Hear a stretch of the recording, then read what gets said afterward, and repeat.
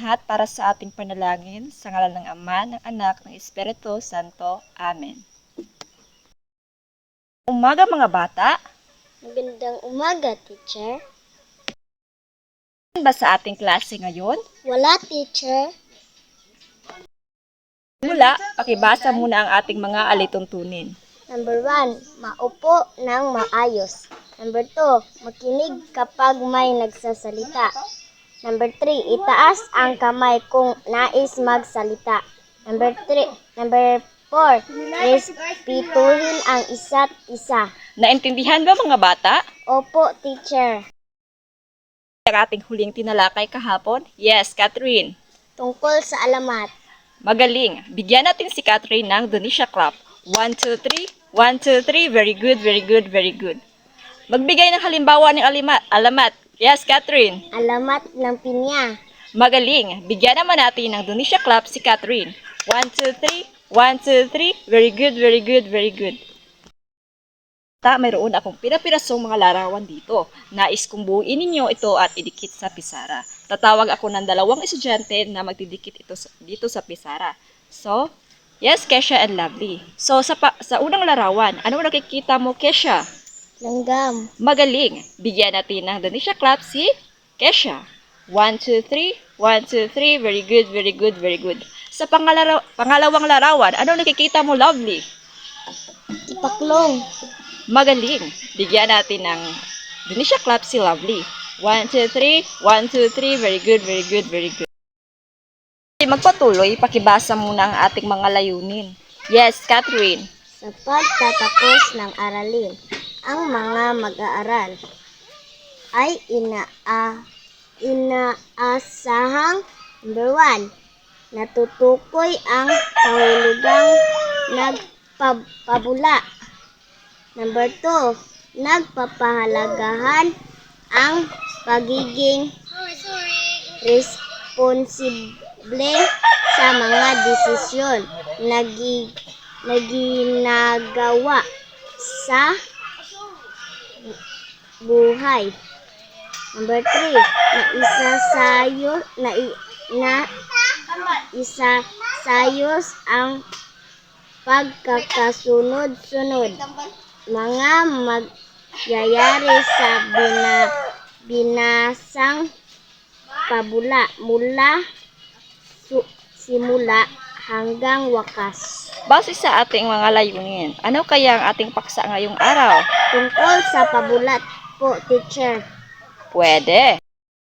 Ngayon ay pinamagatang si Langgam at si Tipaklong. May ideya ba kayo kung ano ang ibig sabihin ng pabula? Wala po, teacher. Kung gayon, pakibasa ang kahulugan ng pabula. Ang pabula ay isang uri ng panitikan na gumagamit ng mga hayop bilang tauhan sa kwento. Ito ay may layunin na magbigay ng aral sa mambabasa. Ngayon mga bata, gusto niyo bang magbasa ng pabula tungkol sa si Langgam at si Tipaklong? Opo, teacher. Kung gayon, ako muna ang magbabasa at sa sunod ay kayo naman. Makinig kayong mabuti dahil pagkatapos ay meron akong katanungan para sa inyo, kung talagang, para malaman ko kung talagang nakinig kayo. Natin ngayon ay pinamagatang si Langgam at si Tipaklong.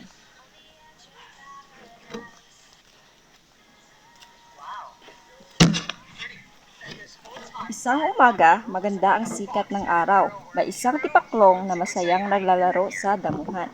Sino ang masayang naglalaro sa damuhan? Yes, Catherine. Sino ang masayang naglalaro sa damuhan? Si Tipaklong. Magaling. Hindi nagtagal, dumaan ang isang langgam na karga-karga ang butil ng bigas. Sino ang dumaan na may karga-kargang bigas? Si Langgam. Magaling. Kaibigang Langgam, bakit puro ka na lang trabaho? Tingnan mo ako, masayang naglalaro. Halika, maglaro tayo. Langgam, Salamat kaibigan, ngunit marami pa akong hakuting pagkain para sa darating na tag-ulan, para hindi ako gugutumin. Bakit hindi sumang-ayon si Langgam sa anyaya ni Tipaklong? Diana, Dahil marami pa siyang hahakutin na pagkain. magaling! Tipaklong, matagal pa iyon. Tignan mo, napakaganda ang sikat ng araw. Halika na! Langgam, yan nan nga. Maganda ang sikat ng araw, kaya dapat tayong magtipon ng pagkain. At nagpatuloy si Langgam sa kanyang paglalaro at ano ang ginagawa ni Tipaklong nang iwan siya ni Langgam? Naglalaro. Magaling! Nagtagal, dumating ang tag-ulan. Hirap na hirap si Tipaklong sa ulan. Wala siyang pagkain at matuluyan. Naisip niya si Tipaklong. Bakit hirap na hirap si Tipaklong sa tag-ulan? Dahil hindi siya nag-ipon ng pagkain. Magaling!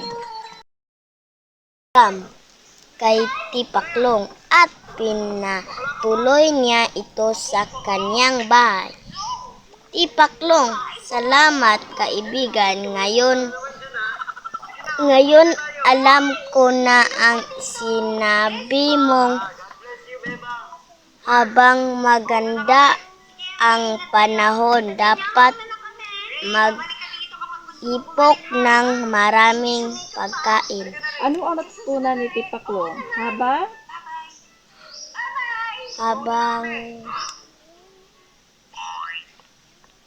Habang pagtipok ng pagkain, Magaling! Huwag ka nang mag-alala. Marami akong pagkain. Heto, kumain ka. Tipaklong, maraming salamat, kaibigan.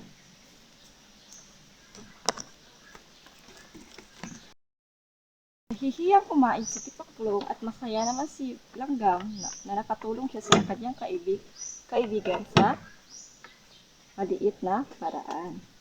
Nagustuhan niyo mga bata ang pabula? Magaling! Karoon kayo ng gawain. Panuto, isaayos ang pagkasunod-sunod ng pangyayari sa binasang pabula mula simula hanggang wakas.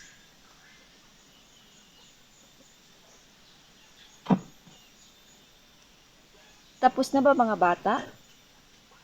Maaari na kayong umupo. Ating tinalakay ngayong araw. Magaling.